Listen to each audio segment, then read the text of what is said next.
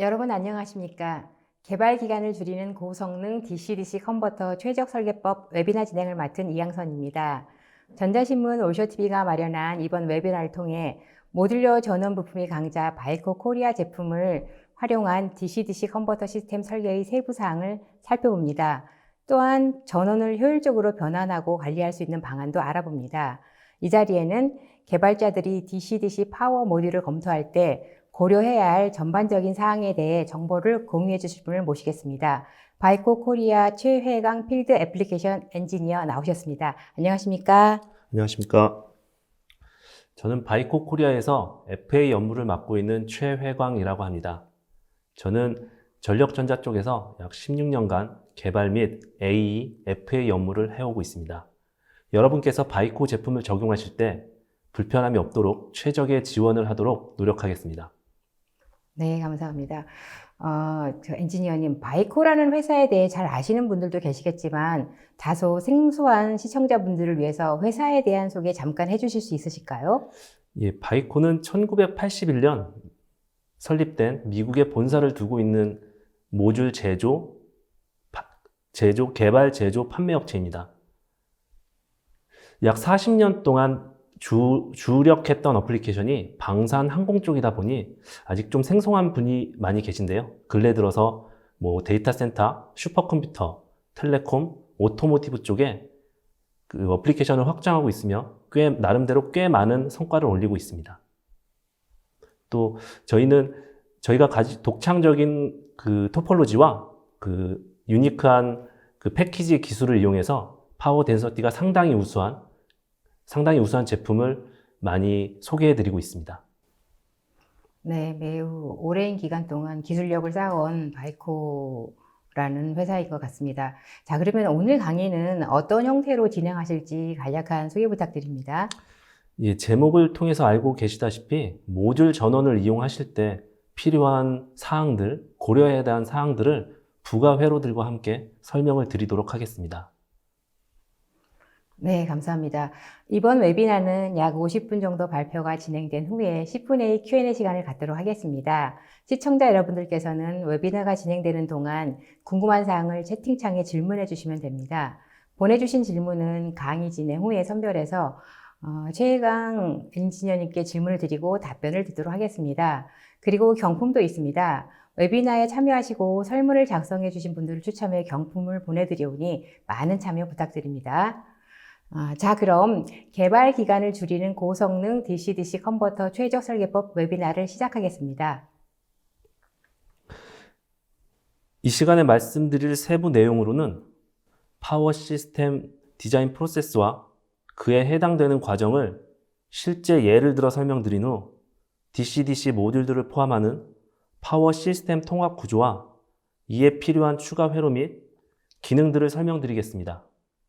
그 내용으로는 파워 소스와 디커플링, 인풋 필터 회로와 안정도 해석, 아웃풋 필터와 이에 따르는 트랜전트 리스판스, 특수 부하인 경우에 고려해야 하는 사항들, 또 파워 시스템 구성 시에 안전 규격과 시스템 보호를 위한 요구사항, 모듈을 병렬로 구성하는 경우에 해당되는 커런트 쉐어링과 고장 시 시스템 셧다운 방지를 위한 폴트 톨러런스 구성 방안들에 대해 소개드리고, 마지막으로는 아날로그와 디지털 인풋, 아웃풋 시그널링 시에 필요한 고려 사항들에 대해 말씀을 드리도록 하겠습니다.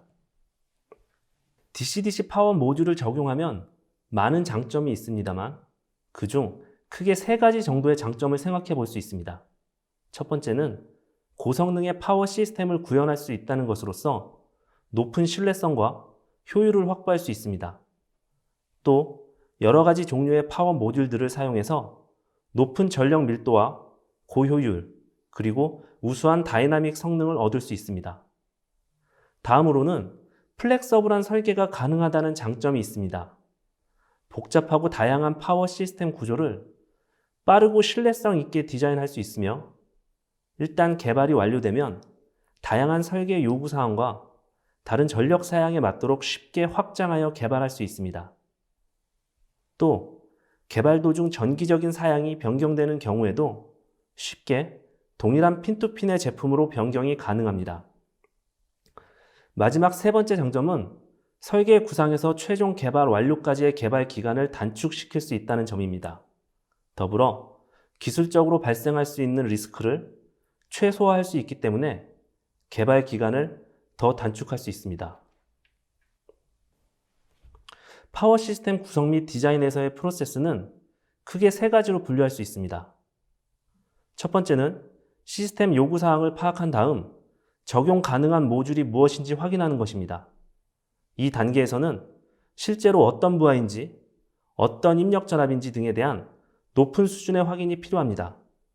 그 다음, 그러한 시스템 동작을 위한 파워 소자 및 모듈에 대한 조사 및 검토가 이루어져야 하며 그 이후에 시스템의 입출력에 대한 요구사항들이 구체적으로 정리 또는 분류가 되어야 합니다. 두 번째 단계에서는 시스템 구조가 확립이 되어야 하고 입출력 변환과 관련된 요구사항들을 만족시킬 수 있는 파워 부품들을 선정합니다. 이때 파워 시스템 구성이 전체적으로 다시 고려되어야 하는지 아니면 특정 파워 레일만 기존 시스템에서 변경 또는 추가가 되어야 하는지 확인이 필요하며 그 이후에 사용 가능한 파워 모듈들을 이용하여 파워 시스템 구성을 완료하고 블록 다이어그램을 구성하게 됩니다. 마지막 단계에서는 모듈 구성을 마무리하고 모듈 간의 인터페이싱이나 특수 기능들을 구현하기 위한 추가 회로를 확인하여야 합니다. 여기에는 입출력 필터, 전압 조정 등이 포함됩니다. 그럼 이 세 가지 단계를 예시를 들어서 첫 번째 단계부터 말씀을 드리겠습니다. 첫 번째 단계에서는 전체적으로 DC-DC 시스템의 동작 요구사항을 확인해야 합니다. 시스템의 동작 전압, 전류, 전력을 오른쪽과 같이 표로 작성하는 것이 좋습니다. 또 이 단계에서는 특수 기능에 대한 요구사항을 비고란에 기재하는 것이 유용합니다. 이 예에서는 1.2V 부하의 경우 타이트한 레귤레이션 조건과 피크 200A에 대한 요구 조건이 있습니다. 또 2.2V 부하의 경우는 정전류에 대한 레귤레이션 요구가 있으며 사양의 변경 가능성도 있습니다. 이제 시스템 아키텍처와 블록 다이어그램을 작성하기 시작합니다. 이를 위해 오른쪽에서부터 시스템 각각의 출력을 배치합니다. 그리고 시장에 출시된 사용 가능한 파워 모듈에 대한 조사를 바탕으로 어떤 종류의 파워 모듈을 사용할 것인지에 대한 검토를 진행해야 합니다. 또 파워 모듈을 위해 할당된 공간, 아이솔레이션의 필요 여부 또는 하이파워의 CPU, GPU 어플리케이션 등에서 요구되는 특별한 PDN 구조 등의 물리적 제약사항을 고려해야 합니다. 이 예에서는 1.2V와 2.2V 부하를 위해 바이코의 팩토라이즈드 파워 아키텍처인 PRM과 VTM이 적용되었습니다. 이제 적용된 파워 모듈들의 데이터 시트에서 발표하고 있는 효율 그래프를 통해 업스트림 컨버터의 출력 전류를 계산할 수 있습니다. 이 예에서 48V 출력의 경우 최소 8.9A 이상의 출력이 가능한 컨버터를 적용해야 함을 확인하실 수 있습니다. 또 어떠한 경우에는 갑작스럽게 출력 요구사항이 변경되는 경우도 있습니다.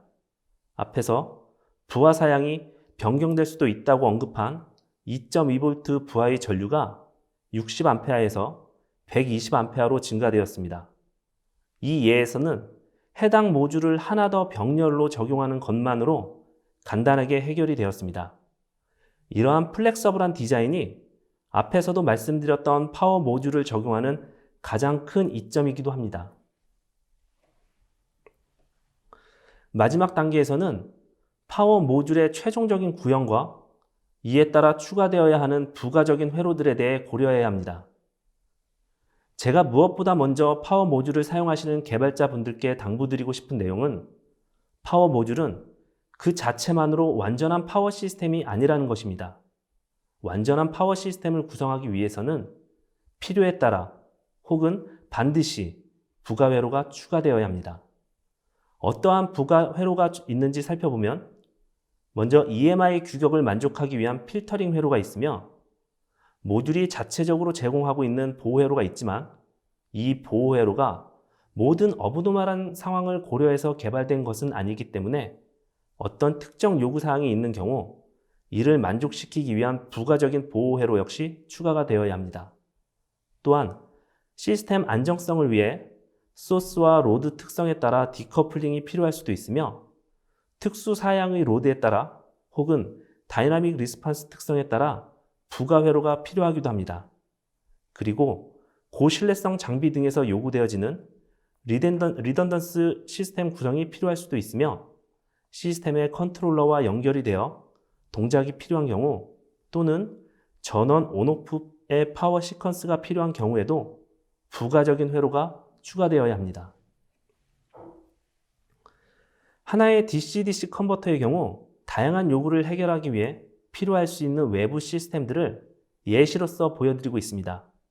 그 내용으로는 소스의 용량 또는 소스의 임피던스, PCB 레이아웃이나 케이블 체결에 의해 발생되는 입력 측 라인 임피던스, 안전규격과 관련한 퓨즈의 선정, 파워 소스와 파워 시스템을 노이즈나 트랜전트 시에 완충시킬 수 있는 디커플링 회로, 그리고 입력단에 위치한 입력 측 필터, 트랜전트 또는 서지에 대한 보호 회로, 아웃풋 리플과 노이즈와 관련 있는 아웃풋 필터, 그리고 PCB 레이아웃이나 케이블 체결에 의해 발생되는 출력 측 라인 임피던스로 인해 출력 전압 센싱에 대한 정확도가 낮을 수 있는 경우 필요한 컨트롤 회로가 있을 수 있습니다.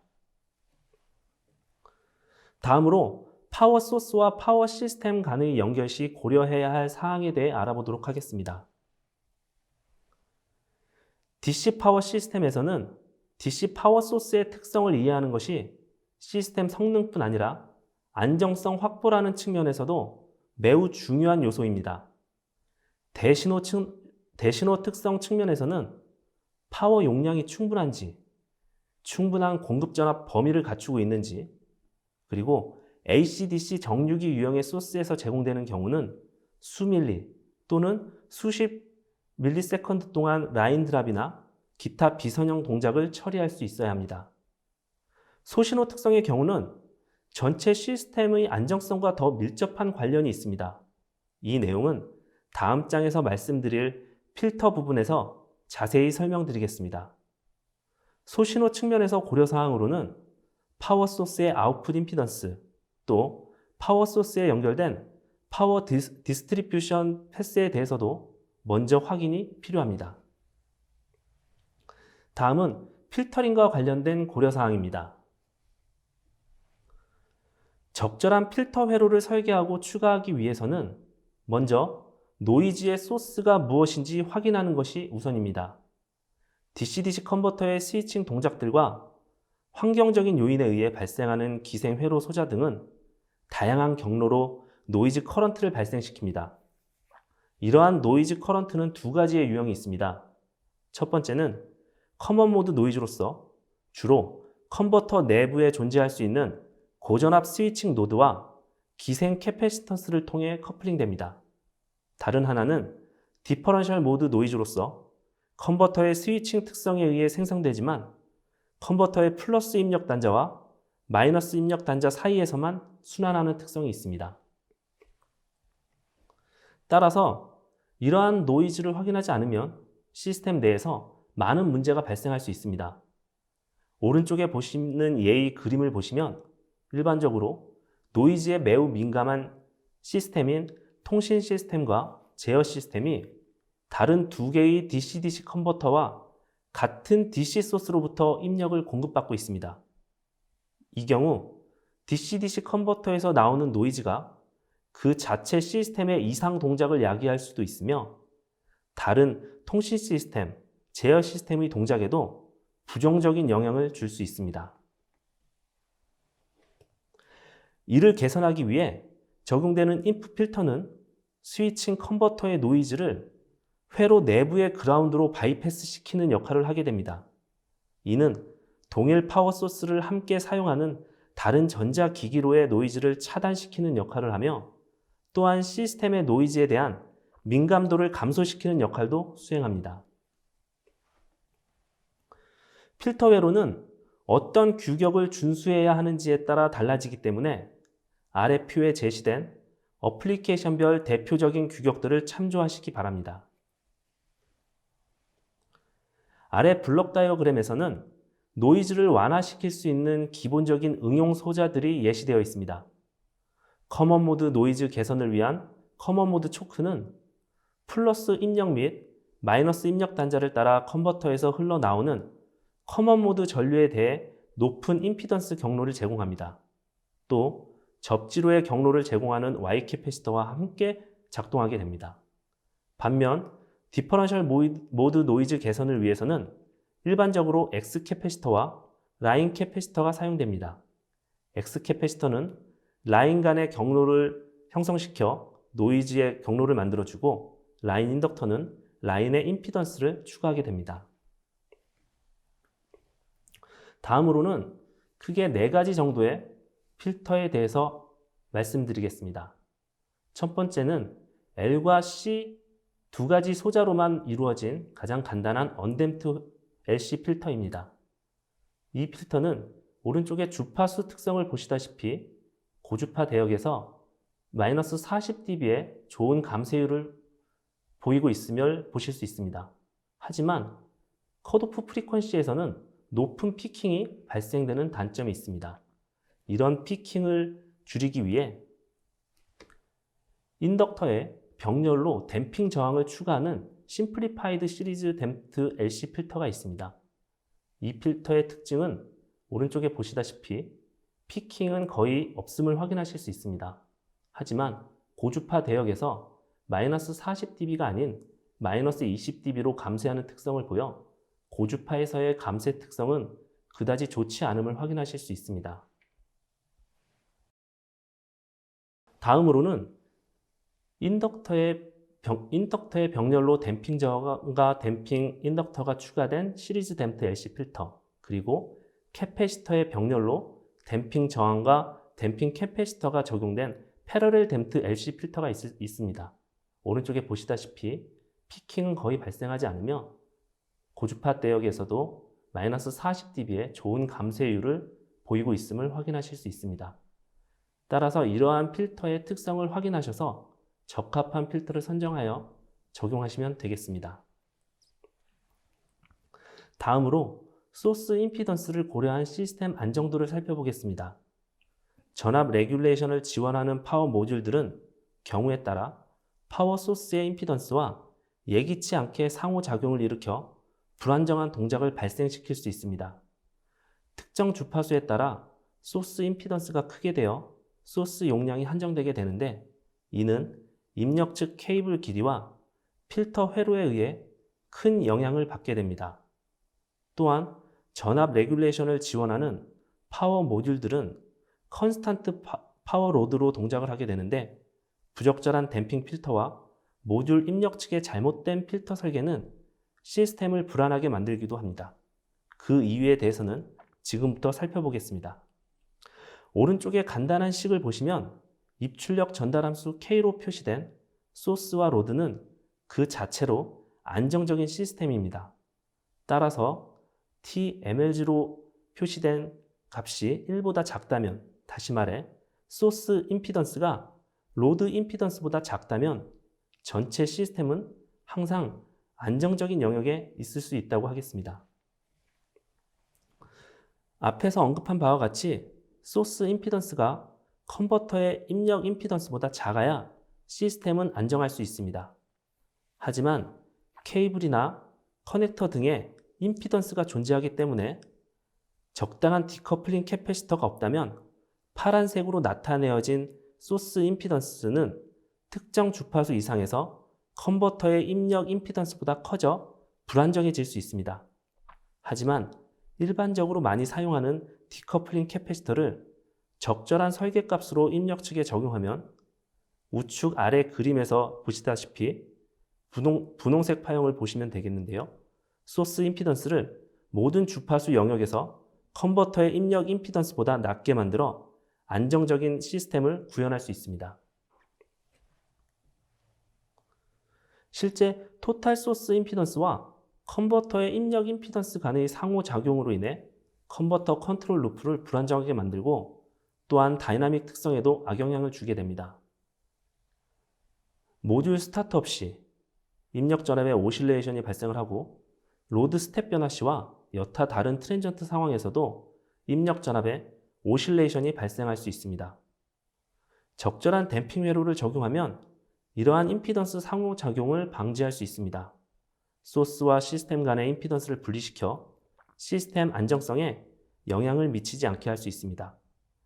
이러한 시스템 해석은 최악의 조건을 고려하여야 하므로 가장 낮은 입력 전압과 최대 파워 조건에서 이루어져야 하겠습니다. 빨간색으로 표시된 파형은 적절하지 않게 필터가 설계됐거나 필터가 적용되지 않은 경우로서 특정 주파수 대역에서 토탈 소스 임피던스가 컨버터의 입력 임피던스보다 큼을 보실 수 있습니다. 반면 초록색의 파형은 적절하게 댐핑이 되어 모든 주파수 대역에서 토탈 소스 임피던스가 컨버터의 입력 임피던스보다 항상 작음을 확인하실 수 있습니다. 다음으로 출력 측 필터 디자인에 대해 살펴보도록 하겠습니다. 일반적으로 어플리케이션에서 허용할 수 있는 출력 전압의 리플 크기를 먼저 고려하여 출력 필터 설계를 진행하지만 매우 동적인 부하의 경우라면 많은 고려사항이 발생합니다. 그중 가장 직접적인 영향을 미치는 것은 직렬로 연결된 인덕턴스입니다. 부하의 최대 DIDT를 알고 있다면 RA식을 통해 인덕턴스를 선정할 수 있습니다. 인덕터를 선정하고 나면 어떠한 주파수를 차단해야 하는지 그리고 어떤 감쇄 특성을 가져야 하는지를 고려해서 필터의 컷오프 프리퀀시를 선정한 다음 RA식을 기반으로 캐패시턴스를 선정하면 아웃풋 LC 필터가 디자인되게 됩니다. 현재 적용되고 있는 DC-DC 컨버터의 스위칭 주파수는 상당히 높습니다. 이는 실제 설계 레이아웃의 기생 캐패시턴스, 기생 인덕턴스의 영향이 커짐을 의미합니다. 따라서 이러한 영향을 최소화하도록 하는 필터의 배치 역시 중요한 고려사항입니다. EMI 필터의 위치는 컨버터와 최대한 가깝게 배치가 되어야 합니다. 이는 PCB 트레이스로 인한 레지스턴스와 인덕턴스를 최소화하기 위함이고 높은 DIDT 커런트 루프를 최대한 짧게 하여 높은 DIDT 커런트로 발생할 수 있는 악영향을 최소화하기 위해서입니다. 그 다음은 PCB 레이아웃이 필터 퍼포먼스에 어떤 영향을 주는지 살펴보겠습니다. 앞서 언급한 바와 같이 인덕턴스와 레지스턴스의 영향을 최소화해야 하며 인덕터의 경우는 트레이스 간에 발생한 용량성 기생 캐패시턴스로 인해 노이즈의 우회 경로가 발생하지 않도록 기생 캐패시턴스를 최대한 줄일 수 있는 PCB 설계가 이루어져야 합니다. 아래 그림에 좋은 예와 나쁜 예가 그려져 있습니다. 나쁜 예로는 인덕터의 양 단자의 낸드의 크기가 커져 낸드 간에 기생 캐패시턴스가 커지고 있으며 커먼 모드 초크의 케이블에 낸드가 근접해서 기생 캐패시턴스가 많이 발생하고 있습니다. 이러한 상황들을 고려하셔서 기생 캐패시턴스를 최대한 줄이도록 PCB를 설계하는 것이 가장 중요하겠습니다. 추가적으로 필터 설계 시 부품들의 디레이팅과 저온에서의 퍼포먼스 특성도 확인을 해야 합니다. 그 예로 캐패시터의 경우는 동작 전압, 온도, 주파수와 사용 기간에 따라 디레이팅이 발생합니다.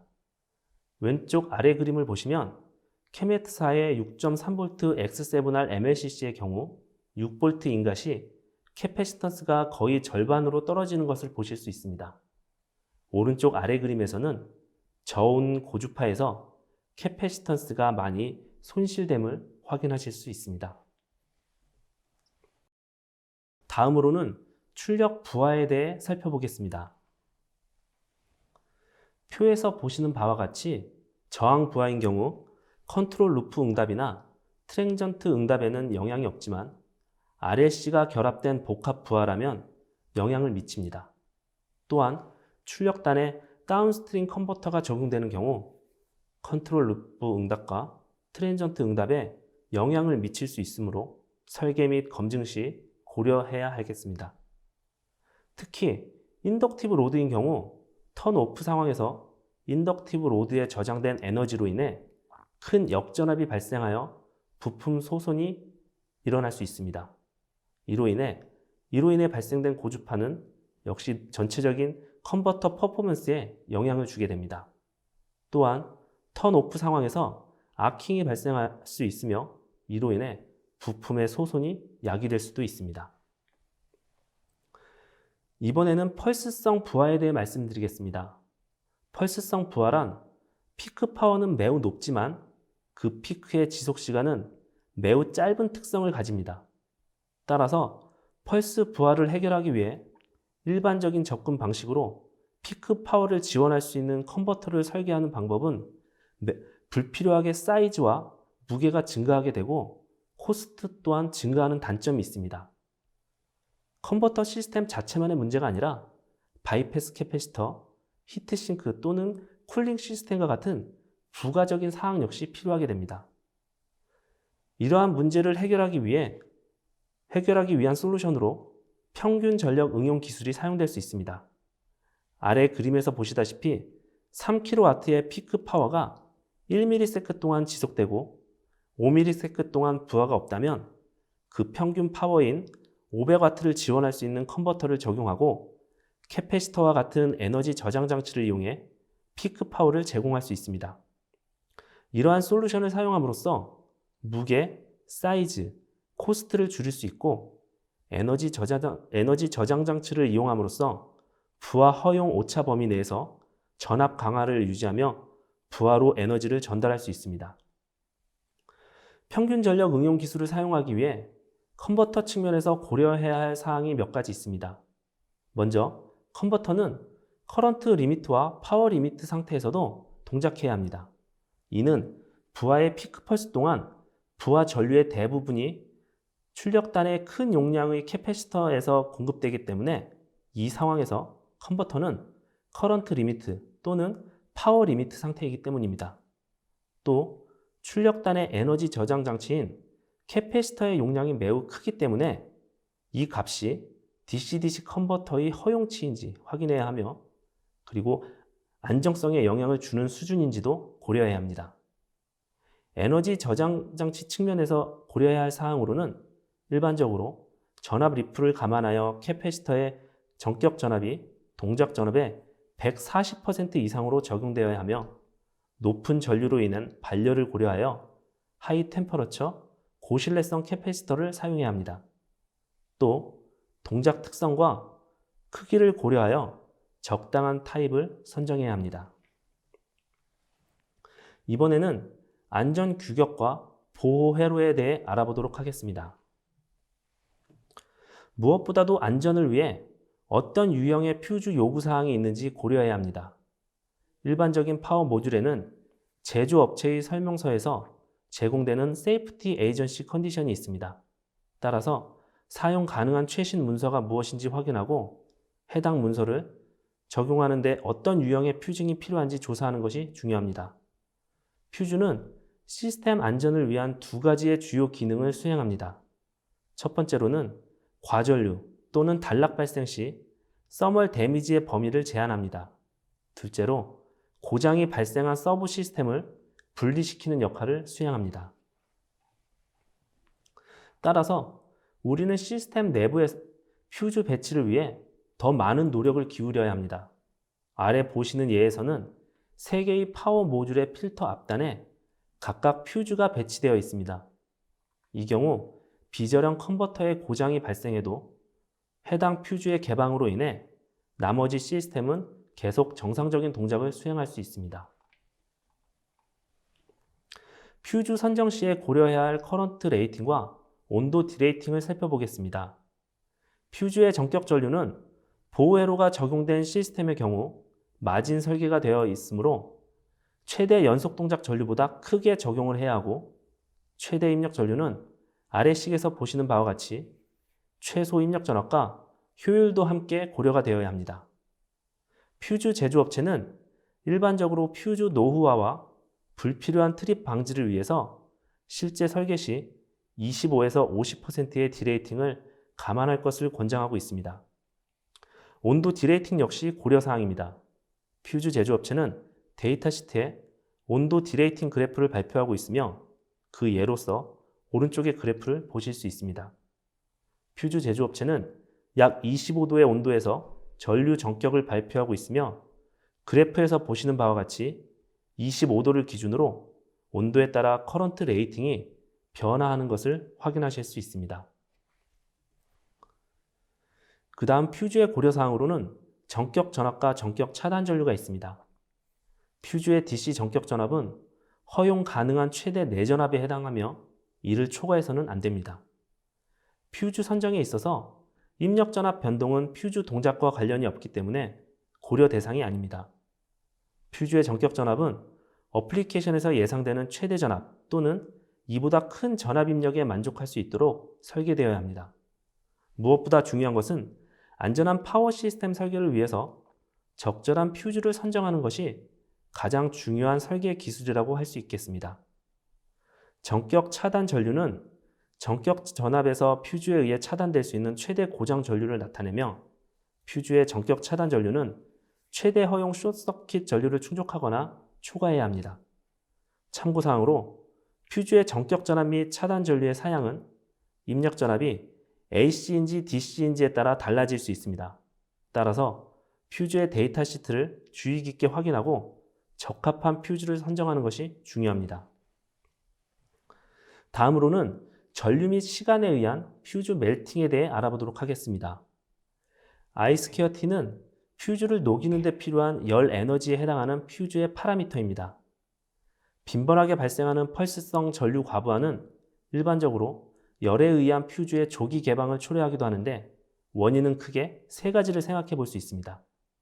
스타트업 시에 발생하는 인러시 커런트, 캐패시터 충전 전류, 그리고 외부에서 유입되는 트랜전트 상황에서도 발생할 수 있습니다.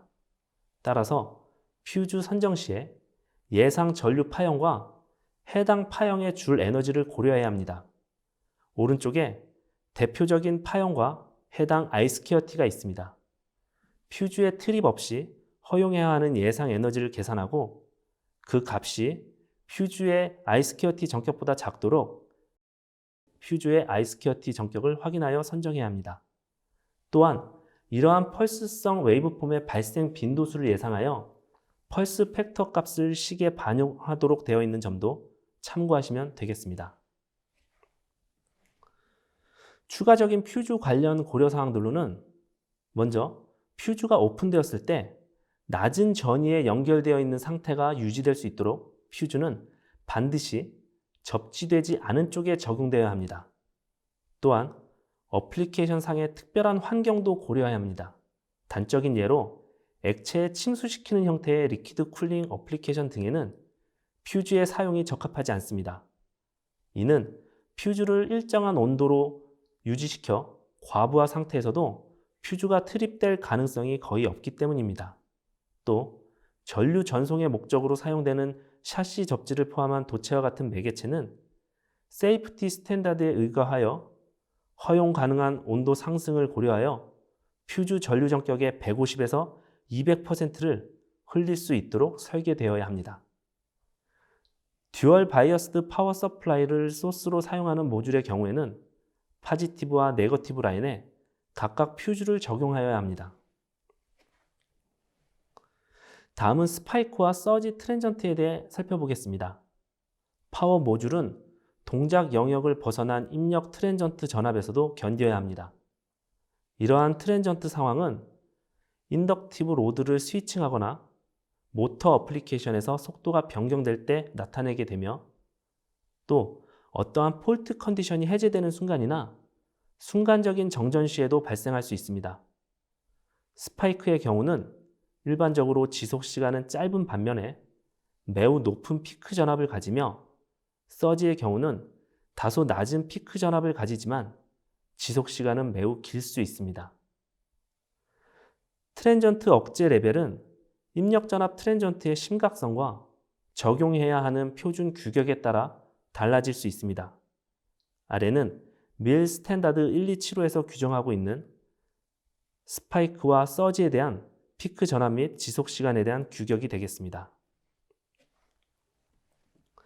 다음은 투 스테이지로 이루어진 트랜전트 보호 회로입니다. 첫 번째 단계는 스파이크를 억제하는 역할을 하는 것으로서 TVS 다이오드가 주로 적용됩니다. TVS 다이오드는 100마이크로세크 정도의 패스트 트랜전트 억제 기능을 제공하는데 로 에너지 스파이크에 하이 볼티지를 억제할 수 있으며 좀 더 큰 에너지의 트랜전트를 억제해야 되는 경우 일반적으로 낮은 Q 팩터를 갖는 LC 필터와 함께 사용될 수 있습니다. TVS 다이오드를 사용하는 경우에는 TVS 다이오드 보호를 위해 전단에 퓨즈도 함께 적용이 되어야 합니다. 또한 피크 펄스 파워 디서페이션을 증가시키기 위해 TVS 다이오드를 직렬로 연결 적용하는 방법도 있습니다. TVS 다이오드를 선정할 때 확인해야 하는 파라미터 중 하나는 최대 전격 스탠드오프 전압입니다. 이 전압이 DC-DC 컨버터의 동작 범위 내에 있도록 설계해야 합니다. 다음 고려사항은 TVS 다이오드가 에버런치 상황에 놓이게 되는 파라미터인 브레이크다운 전압과 클램핑 전압입니다.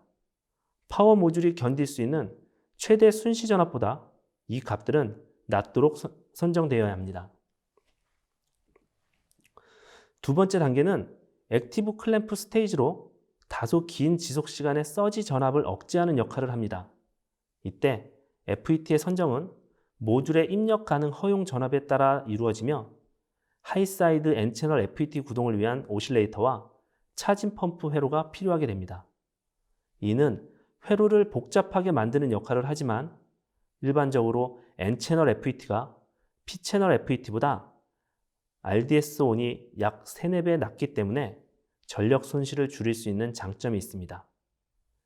FET 선정 시 고려해야 할 파라미터로는 드레인 소스 간의 볼티지인 VDS가 있으며 이 전압은 예상되는 피크 서지 전압보다 커야 합니다. 드레인 커런트는 모듈의 풀 로드 입력 전류보다 커야 하며 드레인 소스 간의 온 저항은 시스템의 효율과 서멀 매니지먼트와 관련 있는 팩터로서 고려되어야 합니다. SOA와 트랜전트 서멀 임피던스는 특정 클램핑 전압에 대한 요구사항과 모듈 인풋 파워를 고려하여 평가를 진행한 후 선정을 하면 되겠습니다. 다음으로는 모듈 병렬 연결 시의 커런트 쉐어링 특성과 폴트 톨러런트 어레이 기술에 대해 살펴보도록 하겠습니다. 먼저 모듈 병렬 연결 시의 커런트 쉐어링 기능을 살펴보겠습니다. 모듈 병렬 연결은 전체 아웃풋 파워 용량을 늘리는 것이 목적으로서 해당 어플리케이션에서의 고려사항은 병렬 연결된 모듈들의 전체 아웃풋 파워 디레이팅과 병렬 연결된 모듈들이 단일 모듈이 기동할 수 있는 최대 부하 캐패시턴스에서도 기동할 수 있는지를 확인하여야 합니다. 또 다른 고려사항은 고장 해제 후의 리커버리입니다. 모듈은 일반적으로 고장이 해제되면 자동 리커버리가 됩니다. 그러나 병렬 동작 시에는 이러한 동작이 외부 제어 회로에 의해 조정되어야 합니다. 병렬로 연결된 모듈을 최대한 활용하기 위해서는 부하 전류가 각각의 모듈들을 통해 균등하게 분배되어 흘러야 합니다. 이는 서멀 스트레스 측면에서 각 모듈들의 신뢰성을 최대화할 수 있는 방법이기도 합니다. 이를 달성하기 위한 방법에는 여러 가지가 있는데 대표적으로 부하 전류가 더 많이 흐를수록 출력 전압이 감소하고 이로 인해 다른 모듈의 부하 전류가 증가하는 형태의 드롭 쉐어링과 각 개별 모듈의 전류를 모니터링하여 각각의 전류가 균등하게 공유되도록 제어하는 액티브 커런트 쉐어링 방법이 있습니다. 다음은 어레이 연결 시 모듈 간의 동작 주파수 차이로 인해 발생하는 비트 프리퀀시에 대해 살펴보도록 하겠습니다. 비트 프리퀀시는 모듈 간의 특성 차이 또는 주파수 변동에 의해 발생한 다소의 주파수 차이로 2차적으로 생성된 주파수를 말합니다. 이러한 비트 프리퀀시로 인해 발생된 서큘레이팅 AC 리플 커런트는 시스템 안정도나 전력 품질의 저하를 야기하기도 합니다. 또한 피드백 컨트롤 루프가 제대로 동작하지 않는 현상이 발생할 수도 있으며 이로 인해 어떤 하나의 컨버터 모듈의 스위칭 프리퀀시 노이즈로 아웃풋 오실레이션이 발생하고 이러한 노이즈는 다른 컨버터에 보다 높은 주파수로 고주파 교란 현상을 초래하게 됩니다. 앞에서도 살펴보았던 입출력단의 필터가 내부에서 발생한 노이즈 전류를 내부에서만 흐르도록 하는 역할을 함으로써 이러한 비트 프리퀀시 전류를 방지할 수 있습니다. 다음은 파워 모듈을 이용한 리던던트 시스템에 대해 살펴보도록 하겠습니다. 폴트 토러런트 어레이를 적용하는 이유는 하나의 DC-DC 컨버터의 고장 시에도 시스템이 다운되는 것을 방지하기 위함이고 파워 시스템 디자인 시 추가 모듈을 적용을 통해 M+1 또는 M+M 구성으로 다소의 추가 비용은 발생하겠지만 시스템 운용 안정성을 향상시키는 데 많은 도움이 됩니다. 모듈의 출력단에 오어링 다이오드를 적용하면 출력 단락 등의 고장 발생 시 파워 시스템 내구성을 향상시킬 수 있는 이점이 있습니다. 또 다이오드 순방향 전압 강화로 인해 발열이 발생하므로 포워드 볼티지 드랍을 최소화할 수 있도록 VF 전압이 낮은 다이오드를 적용해야 합니다. 만약 다이오드 대신 모스 FET를 적용한다면 다이오드 적용 시보다 효율 측면에서 우수한 성능을 구현할 수 있습니다. 마지막 내용에 대해 말씀드리겠습니다. 우리는 모듈의 입력 및 출력 단자에 적용되는 파워와 관련된 내용을 이야기해 왔습니다. 하지만 파워 모듈에는 파워 모듈과 상호작용하기 위한 저전압, 저전력 아날로그 인터페이스 및 디지털 인터페이스에서 다양한 신호 및 인풋 아웃풋 기능이 있습니다. 먼저 일반적인 아날로그 인터페이스를 통해 모듈의 출력 전압 조정, 이네이블과 디스에이블을 컨트롤할 수 있으며 폴트 신호와 온도에 해당하는 전압 레퍼런스를 모니터링할 수 있습니다. 디지털 인터페이스를 통해 제공되는 PM버스의 경우 그와 더불어 입력 UVA로, OVA로, 전류 리미트 등의 조정도 가능합니다. 또한 온도에 대해서도 훨씬 상세하고 정확한 정보를 얻을 수 있으며 입력 전압, 출력 전압, 그리고 전류를 모니터링할 수도 있습니다. 다음으로 리모트 센싱 레귤레이션의 필요성에 대해 알아보겠습니다. 출력단의 라인 임피던스에 의해 출력 전압의 드랍이 발생하고 이를 개선하기 위해 리모트 센싱 방법이 많이 적용되고 있습니다. 리모트 센싱은 크게 모듈 내에 해당 기능을 적용하여 지원하는 경우와 모듈 외부에 루프 컴펜세이션 네트워크 인터페이스를 적용하여 모듈 출력을 제어하는 방법이 있습니다. 대전류가 흐르는 파워 시스템에서는 전압 센싱 에러를 최소화하기 위해 부하 바로 앞단에서 출력 전압을 센싱하여 모듈로 시그널이 제공되는 것이 바람직합니다. 다음으로 파워 그라운드와 시그널 그라운드를 분리하여 PCB 디자인을 하게 되면 잠재적인 노이즈 인터페런스를 방지할 수 있습니다. 파워 그라운드에는 대전류의 패스로 DC-DC 컨버터의 스위칭 동작에 의한 스위칭 노이즈를 포함하게 되는데 이러한 스위칭 노이즈들이 파워 시스템 내에 생성된 기생 성분들로 인해 시그널 그라운드에 영향을 줄 수 있기 때문입니다. 따라서 시그널 그라운드와 파워 그라운드를 연결할 때에는 시그널 그라운드 패스를 파워 그라운드에 어떠한 한 포인트에서 분기시켜 PCB를 디자인하는 것이 좋겠습니다. 이상으로 오늘 제가 준비한 내용을 마치도록 하겠습니다. 네, 강의 잘 들었습니다. 장시간 고생하셨습니다. 최혜강 엔지니어께서 강의하시는 동안에 시청자분들의 반응이 뜨거웠습니다. 질문도 많이 쏟아졌는데요. 시청자분들이 주신 소중한 질문 몇 개를 골라봤습니다. 허성현님께서 질문해 주셨는데요. 바이커는 전력 소자 분야가 가장 강점인가요? 라고 말씀해 주셨네요. 예, 저희 바이코는 전력 모듈을 개발 제조하는 업체입니다. 그래서 전력 모듈을 저희는 가장 작은 사이즈로 높은 와테이지를 낼 수 있게 만드는 것을 목표로 해서 매 거의 2년마다 약 25%의 사이즈를 축소하고 효율을 25% 정도 상승시키는 그런 프로세스로 지금 진행을 해오고 있습니다. 그래서 파워 모듈을 소자로도 보실 수 있는데, 소자로 보신다면 저희 파워 모듈의 전문으로 하는 그 업체라고 보시면 되겠습니다. 네. 정성수님께서 질문해 주셨는데요. MIL 스펙을 통과하기 위해 필터단은 필수인가요? DC-DC의 노이즈를 제거하기 위한 필터 개수들은 제공하는가요? 라고 질문해 주셨습니다. 예, 지금 밀리터리 스펙을 문의하신 것 같은데요. 밀리터리 스펙에서 C10이나 102에 대한 규격을 요구하시는 경우에는 그 규격에 맞는 통과할 수 있도록 컨버터가 설계되어야 하고, 그 설계를 위해서는 그 입력단의 필터가 적절하게 설계가 되어야 합니다. 저희 모듈 같은 경우에도 저희가 발표하고 있는 모듈을 어떤 필터를 어떻게 적용하시면 밀리터리 스펙의 102, 102 또 다른 스펙을 만족하실 수 있는 레퍼런스를 제공을 하고 있습니다. 그러면 그러한 레퍼런스를 참고하셔서 고객사 보드를 설계하시거나 하심으로써 그 EMI 규격을 만족하실 수 있습니다. 네, 이기훈님께서는요, 우선 설계를 하고 오류 체크를 할 수 있는 시뮬레이션이 있나요? 라고 질문해 주셨는데요. 저희 웹페이지에 가보시면 저희 모든 제품은 아닙니다만 저희가 대표적으로 말씀드릴 수 있는 제품에 대해서 간단하게 시뮬레이션을 하실 수 있는 툴이 있습니다.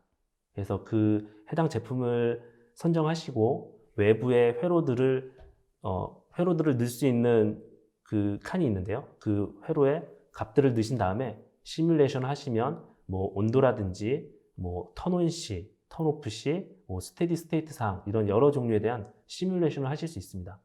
지금 설계가 완료된 후에 체크할 수 있느냐고 하셨는데, 그 설계라는 게 회로도를 그렸을 때 그 주변 소자들의 값들이 나오기 때문에 그 값을 그 시뮬레이션 툴에 적용하셔서 실제 파형이 어떻게 나오는지를 확인하시는 것이 가능합니다. 네, 서원길님께서는요, 패러렐 댐프 필터가 그래프상으로는 가장 좋은 성능을 나타내는 것 같은데 다른 필터들을 굳이 사용해야 되는 경우가 있는지 궁금합니다. 라고 해주셨습니다. 예, 이제 소자의 특성인데요. 아까 패러렐 댐프 LC 필터라고 하면 그 댐핑 저항과 댐핑 캐패시터가 추가가 됐습니다. 그래서 두 가지의 소자가 추가가 된 셈이고요. 사이즈로 보면은 캐패시터이기 때문에 사이즈가 다른 작은 인덕터나 작은 캐패시터를 적용하는 것보다는 클 수 있습니다. 그렇기 때문에 소자의 개수 측면이나 이런 것들을 고려한다면 더 소자의 개수가 작은 걸 쓰면 좋겠지만 소자가 추가되더라도 더 좋은 성능의 필터를 쓰신다면 말씀하신 것처럼 패러렐 댐프 LC 필터를 쓰시는 것이 바람직할 수도 있겠습니다. 또는 아까 그 주파수 고주파에서 감쇄율이 그다지 중요하지 않은 경우에는 라인에 있는 인덕터에 간단하게 저항만 추가하는 것으로도 댐핑은 줄이고 하는 필터를 설계하는 것도 가장 간단하게 쓰실 수 있는 방법 중에 하나가 되겠습니다. 네, 그리고 아까 엔지니어님께서 발표하실 때 PDN에 대해서 말씀하셨는데요. 이게 어떤 걸 의미하고 제대로 활용하려면 어떻게 해야 할까요? 예, PDN은 파워 딜리버리 네트워크의 줄임말인데요. 일반적으로 데이터 센터나 슈퍼컴퓨터 등에 많이 적용되는 용어입니다. 그래서 이 어플리케이션 같은 경우에는 그 성능을 최대한 끌어내기 위해서 전압은 낮아지는 추세, 전류는 계속 커지는 추세입니다. 그래서 그 전류가 크게는 1000A 이상 되기 때문에 그 전류가 흐르는 경로에 있는 작은 임피던스의 차이에도 큰 손실과 큰 트랜전트 퍼포먼스를 나타낼 수 있습니다. 그래서 그러한 경로에 파워가 딜리버리 되는 그런 경로를 어떻게 설계를 하는 것이, 어떻게 임피던스를 줄여 나갈 것인지를 고려하는 것이 이런 PDN의 중요 내용이겠습니다. 저희 바이코 같은 경우에는 팩토라이즈드 파워 아키텍처라고 하는 저희 고유의 구조를 이용해서 실제 슈퍼컴퓨터나 데이터 센터에 많은 퍼포먼스를 내고 있으며 또 저희가 저희 나름대로의 개발한 고안한 패키지 형태로 이런 PDN을 최대한 줄일 수 있는 솔루션을 제공을 해오고 있습니다. 네, 그리고 또 아까 그 발표하실 때 펄스 로드에 대해서 설명해 주셨는데요. 그런 펄스 로드의 예로는 어떤 애플리케이션이 있고 또 이제 펄스의 범위가 넘어설 경우는 어떻게 하는 건지 좀 설명 부탁드립니다. 펄스 로드의 가장 그 좋은 예는 레이더라고 볼 수 있는데요. 레이더 같은 경우에는 계속 큰 피크 용량을 쓰는 게 아니라 아까도 말씀드렸던 짧은 시간 동안 큰 피크 파워를 쓰고 일정 시간, 긴 시간에서는 이제 파워를 거의 소모하지 않고 다시 또 일정 시간 뒤에는 큰 피크 파워를 사용하는 그런 시스템입니다. 그런 경우에는 그 큰 피크 와트에 대응되는 컨버터를 적용하는 경우에는 뭐 사이즈도 커지고 무게도 커지고 또 뭐 코스트도 당연히 올라가고 또 주변에 뭐 쿨링이나 이런 것들에 대한 부가적인 상황도 훨씬 더 안 좋은 디메리트를 가지게 됩니다. 그래서 제가 아까 말씀드렸던 파워 에버리징 기술, 실제 평균 전력이 어느 정도인지 고려해서 그 평균 전력에 해당되는 컨버터를 사용하고 그 피크 파워는 그 컨버터의 후단에 큰 에너지 저장 장치인 캐패시턴스를 사용해서 그 피크 파워를 제공하는 것이 그 에버리징 파워의 핵심 기술이 되겠습니다. 네, 시청자분이 주신 또 다른 질문인데요. 시스템의 스테빌리티가 의미하는 바는 무엇인지 설명 부탁드립니다. 라고 하셨습니다. 이제 지금 뭐 시스템이라고 하시면 저희 이제 DC-DC 컨버터를 의미하는 것일 텐데요. DC-DC 컨버터는 크게 외란을 세 가지 정도로 생각을 해볼 수가 있습니다. 입력 전압이 변동되거나 또는 출력 전류가 변동되거나 또는 어떤 노이즈가 들어와서 제어 루프에 노이즈가 실리거나 이러한 세 가지 경우가 발생하더라도 DC-DC 컨버터의 목적은 안정적인 출력 전압을 내보내는 것입니다. 그런 안정적인 출력 전압을 내보내기 위해서는 그 안정적인 출력을 어느 정도 내보낼 수 있느냐라는 게 바로 안정도에 대한 내용인데요. 예를 들어서 어떤 노이즈 외란이 들어와서 컨트롤 루프에 실렸을 때 이 컨트롤 루프를 도는 동안 이 노이즈는 계속 작아지는 쪽으로 가야지 이 시스템은 종국에는 안정적인 형태가 될 겁니다. 하지만 시스템이 불안정한 시스템이라든지 아니면 설계가 제대로 안 돼 있다면 그 노이즈가 피드백 루프를 계속 순환하면서 오히려 더 커지는 쪽으로 발전을 해서 결국에는 출력 전압이 다운된다든지 시스템이 다운되는 또는 출력 전압이 크게 요동친다든지 이러한 현상이 발생할 수 있습니다. 이런 현상을 최대한 안 발생할 수 있게 그런 노이즈에도 최대한 강하게 할 수 있게 만드는 게 안정도 해석이 되겠습니다. 네, 또 다른 질문. 퓨즈에서 최대 전격 전압이 왜 중요한 팩터인가요? 라고 말씀해 주셨는데요. 실제 이제 개발하시는 분들이 좀 간과하기 쉬운 부분인데요. 실제 실제 퓨즈는 이제 전류만 보면 된다고 생각하시는 분들이 종종 있습니다. 근데 왜냐하면 그냥 퓨즈는 이제 쇼트되어 있는 상태처럼 보이기 때문인데요. 하지만 그 퓨즈가 녹았을 때 그 퓨즈 양단에는 전압이 걸립니다. 입력 전압이. 따라서 그 입력 전압이 퓨즈가 그 발표하고 있는 전압보다 큰 전압이 걸린다면 그 퓨즈는 더 큰 소손이 일어날 수가 있습니다. 따라서 퓨즈의 최대 전격 전압은 퓨즈의 내전압으로 생각해서 그 내전압보다 사용 전압보다 내전압이 항상 큰 그런 전압 전격을 선정을 해야 하겠습니다. 네, 또 엔지니어님께서 또 이 바이커 제품을 활용해서 DC-DC 컨버터를 최적화 설계할 수 있는 방법에 대해서 설명해 주셨는데요. 그러면 이 DC-DC 컨버터가 가장 최적으로 적용될 수 있는 분야가 있다면 어디일까요? 사실 이제 전원을 사용하는 모든 전자제품은 다 파워 서플라이든지 SMPS라고 하는 전원을 사용합니다. 기존에는 이제 스위칭을 하는 전원도 사용하는 것도 있는데 요 근래 들어서는 모든 제품들의 사이즈가 작아지고 하기 때문에 또 발열이나 이런 것들에 대한 요구사항이 커지기 때문에 스위칭을 하는 전원을 사용하게 됩니다. 그래서 모든 전원 장치, 거의 대부분의 전원 장치, 파워 서플라이를 사용하는 전원 장치에는 모듈을 사용할 수 있고 또 모듈을 적용함으로써 아까 말씀드렸던 뭐 신뢰성을 더 높은 전원을 만든다든지 또는 개발 기간을 상당히 단축할 수 있다든지 또는 사이즈를 상당히 작게 만들 수 있다든지 하는 장점이 있습니다. 그래서 이런 장점들을 잘 고려하셔서 설계를 하시면 실제 그 담당하시는 개발자 분들의 제품도 훨씬 그 밸류가 있는 그런 제품을 가져가실 수 있다고 생각이 됩니다. 네, 그리고 발표 중에 그런 말씀하셨어요. 파워 모듈은 그 자체로 완전한 파워 시스템이 아니라고 하셨는데요. 그렇다면 모듈 자체로 완전한 파워 시스템이 되도록 개발하지 않는 이유는 무엇입니까?